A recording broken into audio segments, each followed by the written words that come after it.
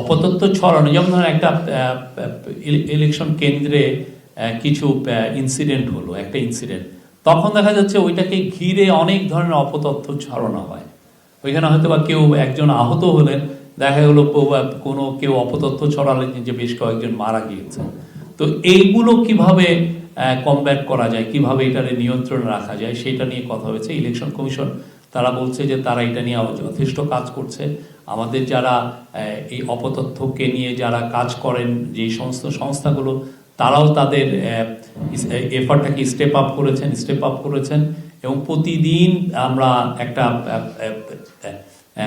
Assessment report পাচ্ছি যে কোথায় কি কোন বিষয়ে অপতথ্য বেশি ছড়ানো হচ্ছে।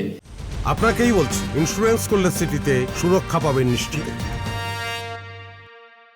কী রকম অপতথ্য ছড়ানো হচ্ছে এবং এটার কারণে কোনো সিকিউরিটি রিস্ক হচ্ছে কিনা সেগুলো নিয়ে নিয়মিত, কারণ এটা খুবই বড় এবং এটা তো শুধুমাত্র দেশের থেকেই ছড়াচ্ছে না, দেশের বাইরের থেকে অনেকে খুব দেখা যাচ্ছে যে ওয়েল অর্কেস্ট্রেটেড ওয়েতে তারা এই অপতথ্য ছড়াচ্ছেন।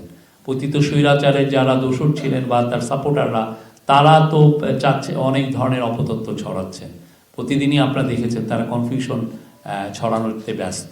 তো আমরা এই বিষয়ে গভর্নমেন্ট, সিকিউরিটি এজেন্সিগুলো এবং আইসিটি মিনিস্ট্রি সবাই এগুলোর ব্যাপারে অ্যাওয়ার আছে। আমরা আমাদের সর্বোচ্চ এফার্টটা দিচ্ছি।